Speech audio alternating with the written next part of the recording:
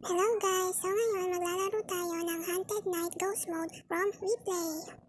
Okay, tara na, tuturuan ko kayo. Pero bago yun, ipiliin muna natin yung hindi malakas na kalaban. Doon lang muna tayo sa sakto lang. Ayan, pwede na yan, dalawa lang ang rally. Okay, carry na yan guys. Ayan, hihintayin muna natin sila maghanap ng bahay nila. At para mahanap natin kung nasan sila, pipindutin lang natin itong mga icon na to.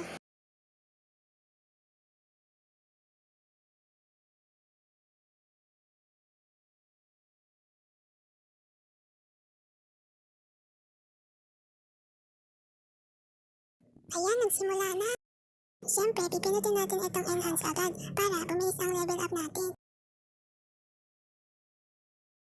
At kapag tayo ay pinapili ng skill guys, siyempre yung pinakamalakas ang pipiliin natin.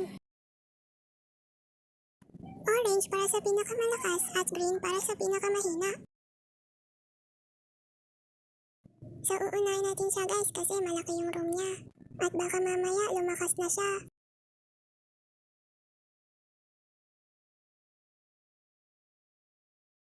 Ayan, okay na, lilipat na tayo ng ibang room.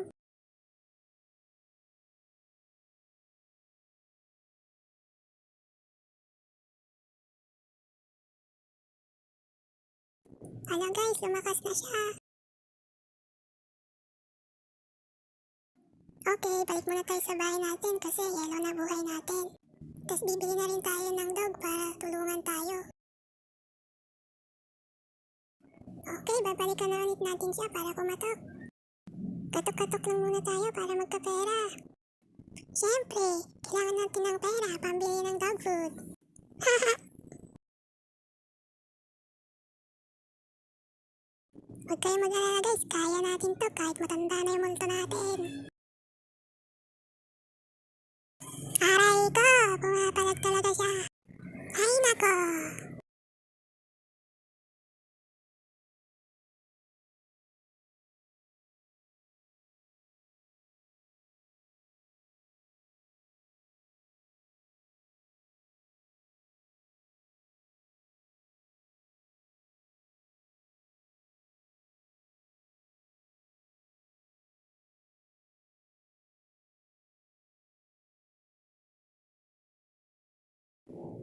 Aray, grabe lakas talaga niya.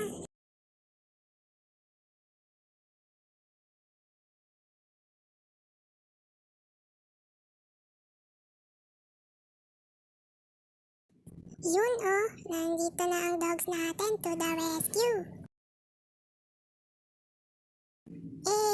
Wala na, finish na. Dahil dyan, thank you kayo sa akin.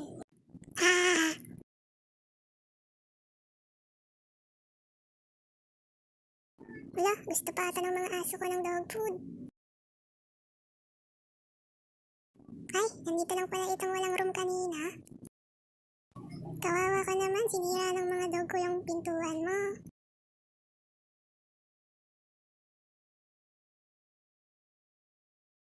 Ay, sorry na, bye-bye. Okay, next time ulit guys. Mwah!